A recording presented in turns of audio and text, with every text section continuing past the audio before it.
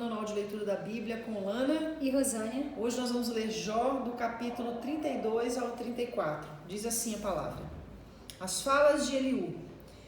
Jó estava convencido da sua inocência e por isso os três amigos desistiram de continuar a discutir com ele.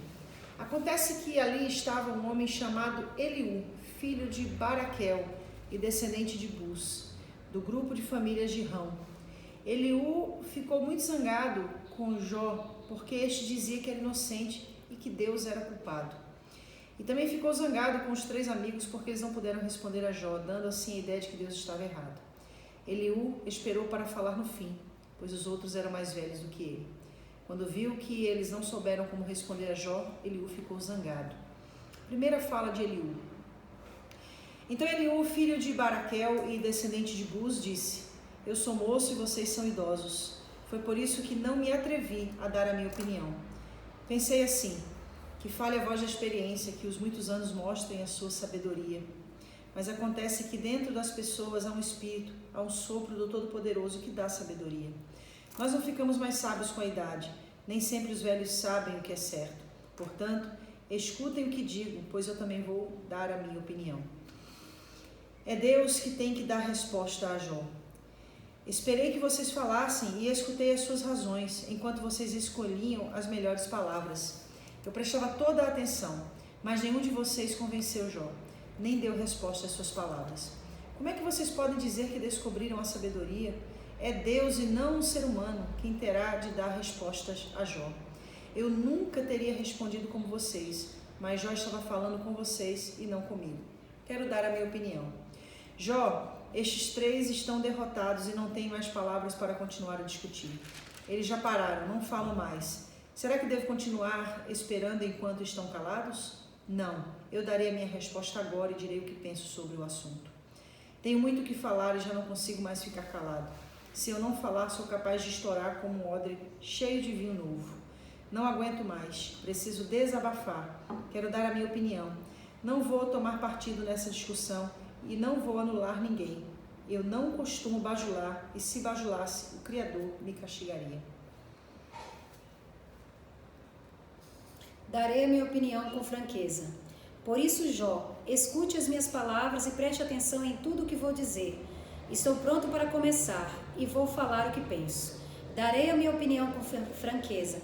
As minhas palavras são sinceras, vindas do coração, pois foi o Espírito de Deus que me fez e é o sopro do Todo-Poderoso que me dá vida. Responda-me se for capaz. Prepare-se para discutir comigo. Para Deus, você e eu somos iguais. Eu também fui formado do barro. Por isso, não tenha medo de mim. A minha intenção não é esmagar você. Você disse que está inocente. Creio que ouvi você dizer o seguinte: não sou culpado, não fiz nada de errado, estou inocente, não cometi nenhum pecado. É Deus quem inventa motivos para me atacar. Ele me trata como se eu fosse um inimigo. Ele amarrou os meus pés com correntes e fica vigiando tudo o que eu faço. Deus fala de várias maneiras. Mas eu lhe digo que você não tem razão, pois Deus é maior do que as criaturas humanas. Por que você acusa Deus, afirmando que Ele não dá atenção às nossas queixas? Deus fala de várias maneiras, porém nós não lhe damos atenção. De noite, na cama, quando dormimos, um sono profundo, Ele fala por meio de sonhos ou de visões. Deus fala aos nossos ouvidos e os seus avisos nos enchem de medo. Ele fala com a gente para que deixemos de pecar e para que não nos tornemos orgulhosos. Assim, Ele nos livra da morte e não deixa que nos joguem na sepultura. Deus o aceitará de novo. Outras vezes, Deus castiga com doenças e com fortes dores que não passam. O doente perde o apetite e não quer nem ver a comida mais gostosa. Ele emagrece e vai se acabando e no fim vira pele e osso. Ele está às portas da morte, logo será levado para a sepultura. Pode ser que ele venha a ser socorrido por um anjo, um dos milhares de anjos de Deus, que ensinam a gente a fazer o que é certo. O anjo terá pena dele e pedirá a Deus: solta-o. Ele não deve descer ao mundo dos mortos. Aqui está o pagamento do seu resgate. Então ele terá saúde novamente e o seu corpo será forte como era na juventude. Quando orar, Deus o atenderá. Ele o adorará com alegria e Deus o aceitará de novo como um homem direito. Ele dirá a todos: pequei, cometi injustiça, mas Deus não me castigou. Ele me salvou da morte, eu ainda posso ver a luz. Deus faz tudo isso com a gente e faz várias vezes. Ele não deixa que morramos e assim continuamos a ser iluminados pela luz da vida. Agora, Jó, escute com atenção, fique calado, pois vou falar. Se você tem alguma coisa a dizer, responda, pois eu gostaria de lhe dar razão. Se não, fique calado e escute, que eu lhe ensinarei como ser sábio. Capítulo 34. Vocês que são sábios e instruídos, escutem o que vou dizer. Assim como os ouvidos julgam o valor das palavras e o paladar prova os alimentos, assim nós agora vamos examinar o caso e resolvê-lo do jeito que nos parece melhor. Deus não é injusto com ninguém.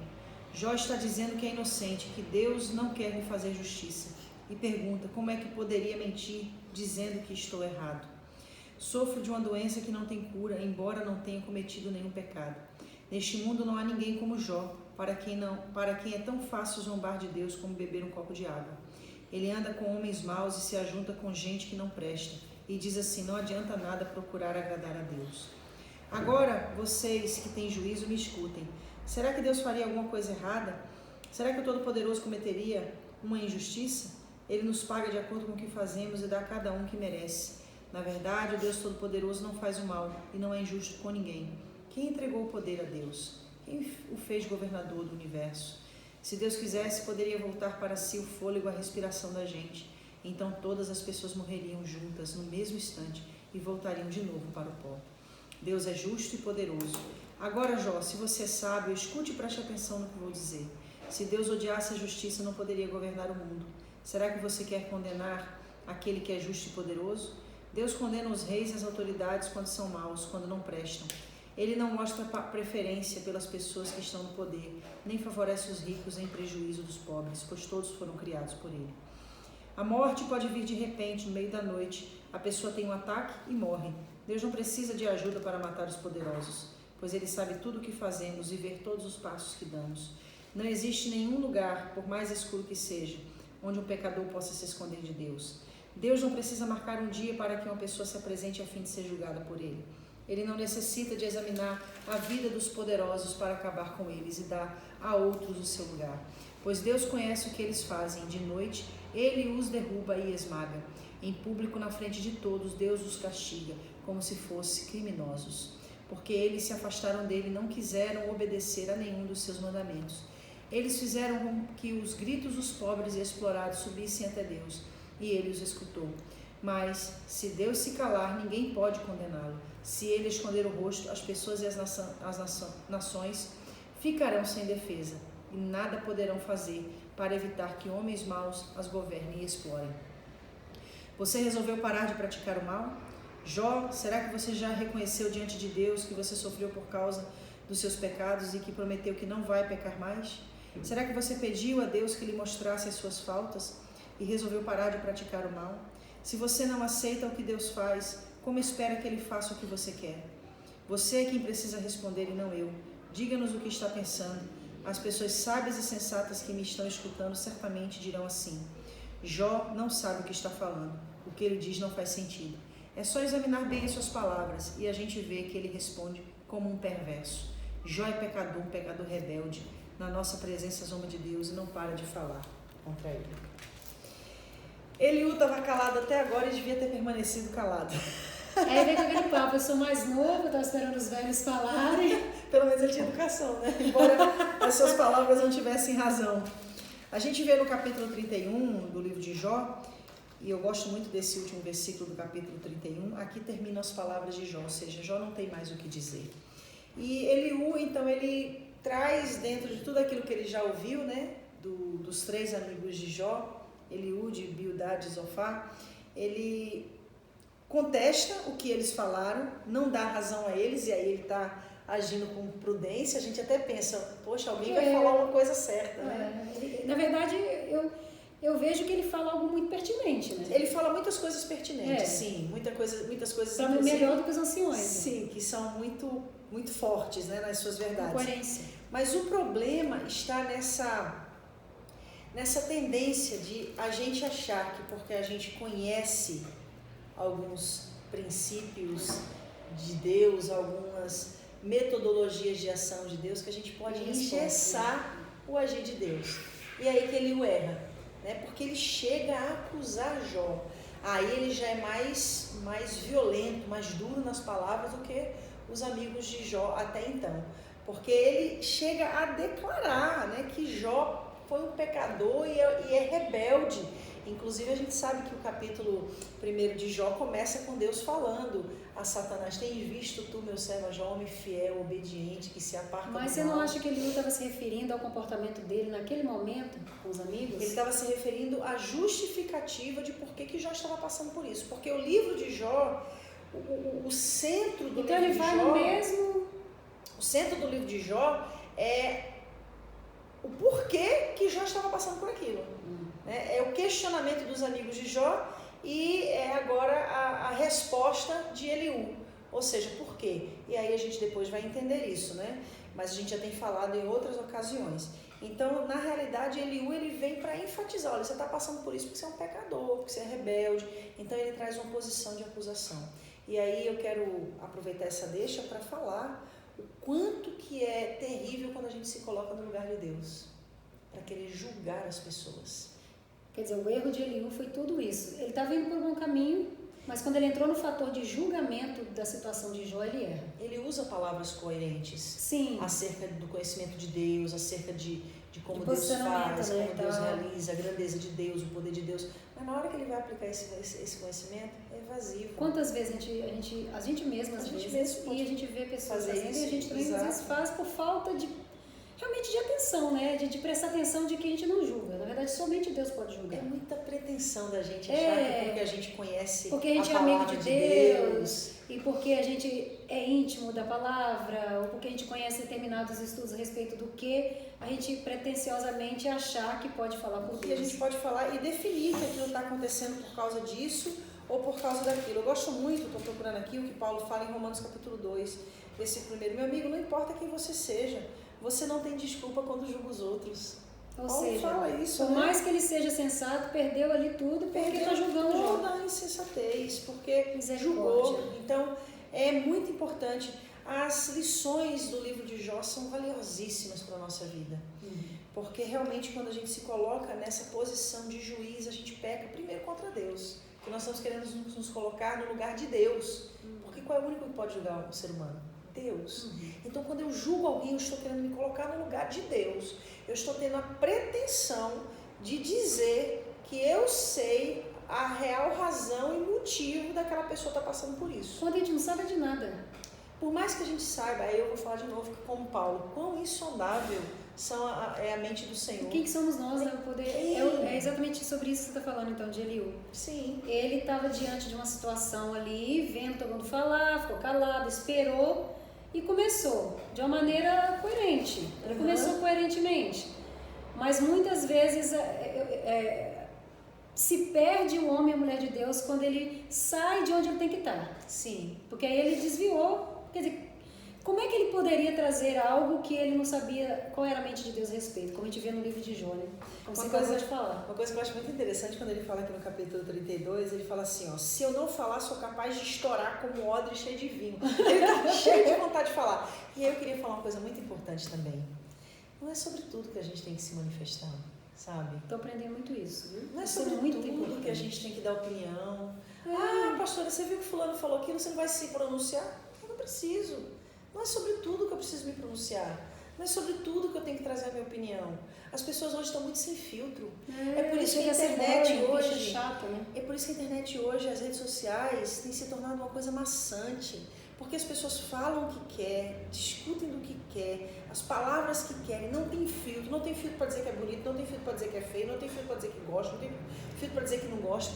É uma coisa terrível. Pra nada, realmente pra nada. Então, aí eu entro mais uma vez no que diz o sábio Salomão: até o tolo, quando se cala, se faz sábio.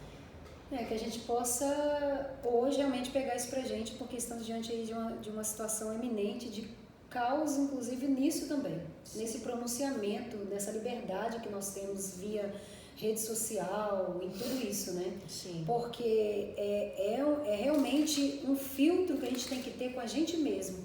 Primeiro, para se tornar coerente e de certa forma cooperador desse tempo, né? Para ajudar as pessoas que estão lá sem julgá-las, né? E automaticamente é uma faca que corta para lá e que corta para cá, né? E segundo, porque é igual você falou, não tem que se falar de tudo, não tem que se responder tudo, tem que ser aquilo que a gente tem que ser dentro de uma coerência no sentido de fazer a diferença. Se fala tanto, se quer defender tantas coisas para si e para os outros, que sejamos primeiro para nós, né? E aí eu vou um pouquinho mais além no sentido de que se a gente tiver essa pretensão de querer julgar os outros, se a gente tiver né, essa pretensão, porque é muita pretensão, que a gente não se esqueça do que Jesus disse. Com a mesma medida com que você julgar, você vai ser julgado. Pronto, isso aí já é a balancinha certinha para tomar cuidado no que vai fazer, no que vai falar. Exatamente. Que Deus tenha misericórdia de nós. Inclusive, vamos falar de Davi de novo? Vamos. Quando Natan chega para Davi para falar do pecado dele, olha a estratégia que Natan usa. Tinha 2 homens. Um tinha uma ovelhinha que cresceu com ele, no seu regaço, era tudo que ele tinha. O outro tinha uma fazenda com várias ovelhinhas. Aí chega um visitante na casa deste homem rico. Em vez de ele pegar uma das ovelhas do seu rebanho e matar para dar de alimentar a esse visitante, ele mata a única ovelhinha do seu vizinho. Davi se levanta furioso. Esse homem é digno de morte. Aí Natan diz, esse homem é tu, tem misericórdia, Senhor. A gente quer que os outros morram, mas pra gente a gente pede misericórdia. Ou seja, na hora de você julgar os outros, de julgar os outros, fez isso, fez aquilo, olha você primeiro. Como você julgaria você na posição daquela pessoa? E aí a palavra diz, né? Pega isso pra nós, né? Sim. Pega pra você também. A palavra de Deus diz que tudo aquilo que Davi falou aconteceu. A morte não se apartou da sua casa, a espada não se apartou da sua casa. Davi já tinha morrido e estava lá Adonias. E Adonias perdeu a vida. Tremendo. E vai-se embora. Vai-se embora. O juízo invoca sobre a nossa vida a mesma medida que nós julgamos os outros. Que sejamos sábios. Coerentes, né? E nos calemos quando não tivermos resposta. Melhor ele ter ficado calado, né, Eliú? Verdade. E a gente continua amanhã ouvindo as asneiras de Eliú. Ai, Jesus. Tchau, Jesus. É sério?